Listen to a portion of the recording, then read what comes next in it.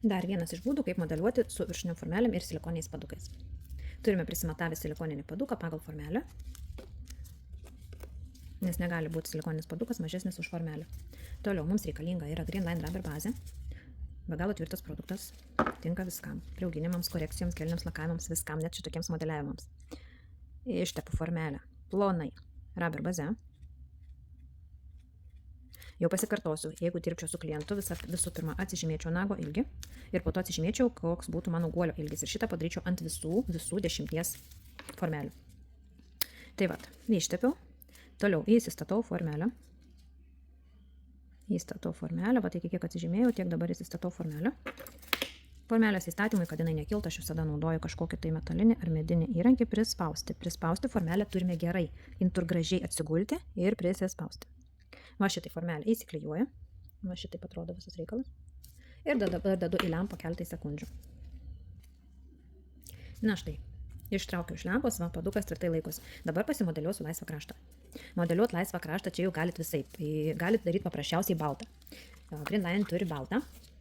Labai baltą akrigelį, jis tikrai yra baltas. Ir aš galvoju, pasidarysiu šiandieną baltą. Baltą galit maišyti su pigmentais. Išgausit labai gražias spalvas, tik niekada nepadaugykit pigmento. Baltą taip pat galima nudažyti su laku. Taip pat išgausite įvairiausias spalvas. Aš šiandieną nenoriu nieko dažyti, aš noriu pasidaryti baltą. Su blizgučiais, visokiausių skaidrių galit pasidaryti su blizgučiais. Sumaišot skaidrų akrigelį arba gelį su blizgučiais ir modeliuojat laisvą kraštą. Įsidedu akrigelio. Tas įklijuotas padukas, jisai yra mano orientyras, kiek aš galiu modeliuoti. Patraukim viską ir pasimodeliuokim, išsiplaunam teptuką švariai. Dirbant su akrigeliais, pastoviai turim pasiplauti teptuką, kad jis būtų švarus, kad jisai neliptų. Ir va, užsipildom iki pat, kur išeina mūsų ūselis. Va, iki pat viršaus gražiai užsipildom. Ir toliau veduosi medžiagytę, pasuku teptuką, šitaip dirba pats liežuvėlis, pasuku teptuką ir formuoju. Esu atsižymėjus ilgį, reiškia formuoju tą ilgį. Nustumiu medžiagą nuo paduko. Ant paduko nelipkim labai. Šito mums daryti nereikia, nes kai ištrauksim paduką, turėsim po to labai didelės kišenės. Na štai. Ir pasimodeliuojam, žiūrim, kad neužliptum labai. Prispaudžiam, kad nebūtų jokių oro tarpų. Jeigu kažkur storiau medžiagos, ją pasiprašom, ją galima išimti iš formelės.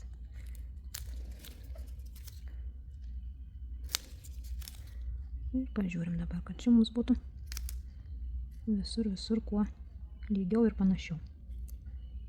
Yra daugybė būdų, kaip modeliuoti su viršutiniam formelėm. Ir iš visų tų būdų visos atsirenkam kažkokį tai savo modeliavimo būdą. Visais tikrai būdais. Retai, kuri dirbam. Na štai, ir maždaug pagal atsukus va šitai formelę, pagal patį išmodeliavimą, netgi ir matosi, tarkim, kur dar reikėtų pataisyti, kad nebūtų tos kišenės tokios. Tai va, atgal medžiagą ir pasiprašykim, kad nebūtų mums tos kišenės. Tai va. Ir dabar dėsim į lempą. Supolimerizuoti 30-40 sekundžių, daugiau nereikia. Jeigu pilna polimerizacija, išsiners mūsų visas laisvas kraštas iš formelės. Na štai, supolimerizuota, išimam mūsų silikoninį paduką ir išsiimam rubber bazę. Ir jeigu gražiai buvo atidėjusios, prispaudusios va šitaip tas liežuvėlis, jisai gražiai ir išsitraukia. Va, šitoks liežuvėlis išsitraukia ir pas mus lieka sumodeliuotas laisvas kraštas.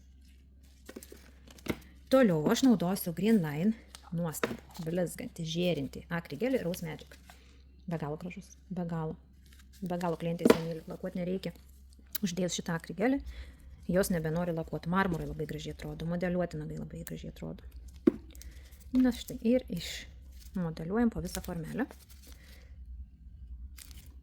Susiformuojam guolį. Biškutį patraukiam.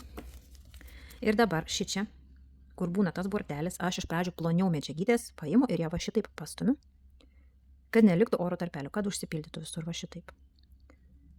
Kad nebūtų kažkokių oro tarpiukų. Ir kai jau šičia prisipildo va šitą vietą, šypsenėlę, tada mes jau išskirstom po visą guolį. Formelės turit būti atsimatavusios labai teisingai. Kai susimodeliuojat laisvą kraštą ir jį supolimerizuojat, ir jeigu būsit negerai atsimatavusios, nebeuždėsit ant nago, nebeužtilps, nes ši čia medžiaga jau yra supolimerizuota, todėl labai turit atkreipti dėmesį, kaip prisimatuojat formelės.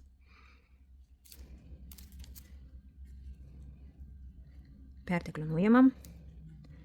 Kaip visada sakau ir kartoju, šitoj vietoj, šičia, medžiagos turi būti labai plonai, išplonėjimas praktiškai iki 0. Labai plonai.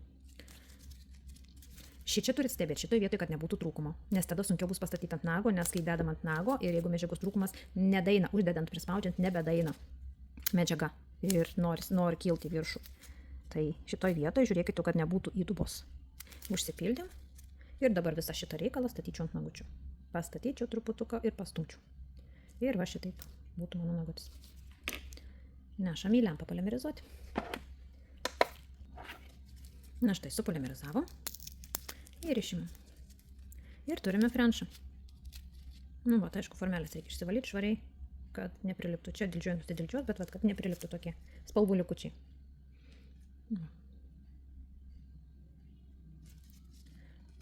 Tai va, ką mes naudojam, tai nuostabų gražų raus medžiagą akrigelį, baltą akrigelį, rab ir bazė formelės ištapimai, formelė, va, formelė ir silikoninį paduką.